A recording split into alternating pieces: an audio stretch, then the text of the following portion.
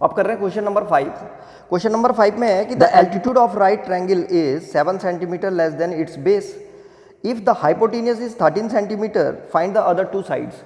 तो एक इसमें एक राइट एंगल ट्रायंगल है इस तरीके से, यहाँ पे मान लो ये एक राइट एंगल ट्रायंगल है ऐसे करके, और ये 90 डिग्री का एंगल है, और 90 डिग्री के ठीक सामने वाला जो है हाइपोटेन्यूज होता है। राइट एंगल ट्रायंगल का मतलब यही होता है कि एक एंगल 90 डिग्री का होना चाहिए।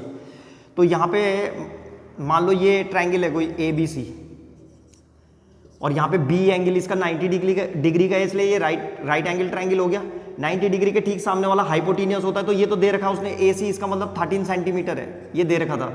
और इसमें से इसको परपेंडिकुलर एल्टीट्यूड ले लेते हैं BC, ये BC एल्टीट्यूड हो गया, एल्टीट्यूड, ठीक है। और ये जो है इसका बेस हो गया। तो मान लो थोड़ी देर के लिए कि बेस x है ये, ठीक है। तो उसने कह रखा था जो एल्टीट्यूड है वो बेस से कितना सेंटीमीटर कम है, 7 सेंटीमीटर। तो इसका मतलब एल्टीट्यूड हो जाएगा x माइनस 7, ठीक है। अगर हमने बेस को x सेंटीमीटर मान लिया, let the base be x centimetre, then altitude कितना हो जाएगा, x माइनस 7 सेंटीमीटर। तो अब हमें पता है पाइथागोरस थ्योरम है हमारे पास। पाइथागोरस थ्योरम क्या कहती है कि जो हाइपोटेन्यूज का स्क्वायर होता है बची हुई दो साइडों के स्क्वायर के सम के इक्वल होता है। भाई अगर इसमें हम पाइथागोरस लगाएंगे तो पाइथागोरस से क्या लगेगा, इसमें 13, इसमें क्या होगा AC का स्क्वायर ऐसे हो जाएगा, ये AC का square is equal to AB का स्क्वायर प्लस BC का स्क्वायर, यही तो है पाइथागोरस थ्योरम। तो कितना हो जाएगा ये 13 का square is equal to base कितना है AB x का स्क्वायर, और प्लस BC कितना है x माइनस 7 का स्क्वायर, ये आ जाएगा बस। और इसको सॉल्व करके निकाल देंगे x की वैल्यू, और जब x की वैल्यू निकल जाएगी तो कह रहा था कि बची हुई दो साइडें निकालो, कौन कौन सा, एल्टीट्यूड और बेस निकालना है। तो बस यहाँ पे रख करके और निकाल देंगे वैल्यू। तो यहाँ पे से शुरू करते हैं इसको। ये मैंने लिख दिया let the base of the triangle be x, then altitude हो गया x माइनस 7 सेंटीमीटर, और हाइपोटेन्यूज दे रखा था इसका 13 सेंटीमीटर। तो यहाँ पे लिख देंगे बाय पाइथागोरस थ्योरम हाइपोटेन्यूज का स्क्वायर जो है बाकी बची हुई दो साइडों के स्क्वायर के सम के इक्वल होता है। तो x square plus x minus 7 और इसका होल स्क्वायर। तो बस 13 का स्क्वायर जो होता है वो आता है 169 इज इक्वल टू, यहाँ पे एक्स स्क्वायर ऐसे ही रहेगा, और इस वाले में x माइनस 7 में ये वाला लग जाएगा, a माइनस बी का होल स्क्वायर वाला फॉर्मूला लगाएंगे। ये क्या होता है, ये होता है a square plus b square minus 2ab। तो a की जगह में x है और b की जगह में 7 है, लगाओ, ये हो जाएगा प्लस, ये वाला साइन आ गया प्लस x स्क्वायर, ये a स्क्वायर यानी x square plus b square, बी की जगह में 7 है, तो 7 का स्क्वायर कितना होता है, 7 7 जा 49, तो यहाँ पे आ जाएगा 49, 7 का स्क्वायर माइनस 2ab, तो माइनस 2a की जगह में x और b की जगह में कितना आ जाएगा 7। तो ऐसे करके इसको क्या कर दिया हमने, एक्सपेंड कर दिया, ये आ गया, इसको हटा रहा हूँ। तो ये 169 तो ऐसे ही रहेगा, x square plus x square हो जाएगा हमारे पास 2x स्क्वायर प्लस 49, और यहाँ पे हो जाएगा माइनस का 14x, ऐसे करके। अब इस 169 को भी इधर भेज दो, तो ये इधर बच जाएगा केवल 0, यहाँ पे आ जाएगा 2x स्क्वायर, इसको पहले लिख रहे हैं 14x को, माइनस 14x, और यहाँ पे प्लस 49 था, और ये यहाँ जा करके माइनस का 169 हो गया, ऐसे करके।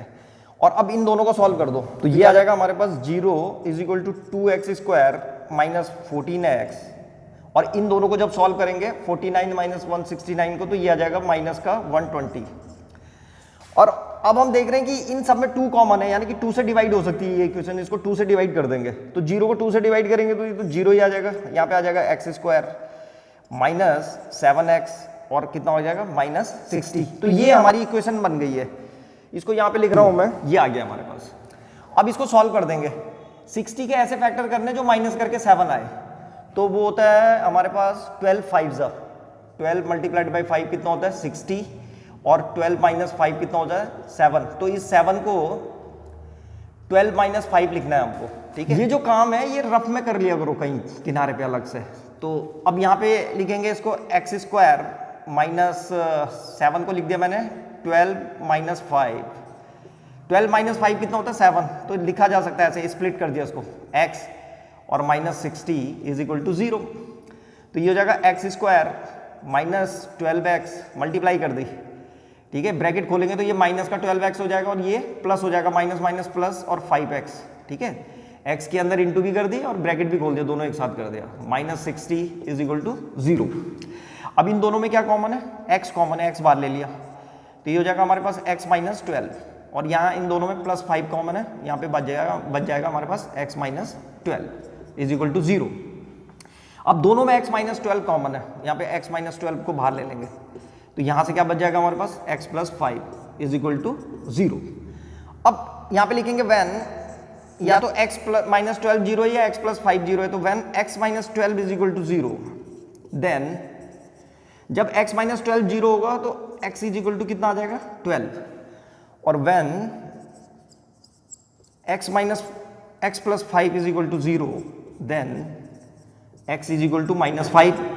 अब ये x जो है यहाँ पे लिखा हुआ है साहब साहब कि x जो है बेस है ये, ठीक है, let the base of the triangle be x, तो बेस कभी नेगेटिव नहीं आ सकता, तो ये तो हो गया नॉट पॉसिबल, इसको लिख देंगे नॉट पॉसिबल, तो ये तो हो गया नॉट पॉसिबल, इसका मतलब बेस की वैल्यू कितनी है 12 सेंटीमीटर। तो अब हमारे पास सब कुछ आ गया है, यहाँ पे लिख देंगे हम फाइनल आंसर में, उसमें बेस और एल्टीट्यूड पूछ रखा था, तो यहाँ पे लिख देंगे देयरफॉर बेस, ट्रायंगल का जो बेस आएगा वो आ गया है 12 सेंटीमीटर और एंड अल्टीट्यूड आ गया है, एल्टीट्यूड कितना था, एल्टीट्यूड ये लिखा हुआ है हमने x माइनस 7, तो x की जगह में 12 माइनस 7 तो कितना आ जाएगा 5 सेंटीमीटर। तो ये दोनों आंसर आ गया हमारे पास, बेस 12 सेंटीमीटर है और एल्टीट्यूड 5 सेंटीमीटर है। उसने पूछ रखा था ना कि फाइंड द अदर 2 साइड्स, इसमें हाइपोटेनियस दे रखा था 13 सेंटीमीटर और बाकी बची हुई 2 साइडें पूछ रखी थी बेस और एल्टीट्यूड, तो बेस आ गया हमारे पास 12 और एल्टीट्यूड आ गया हमारे पास 5 सेंटीमीटर। तो ये था क्वेश्चन नंबर 5।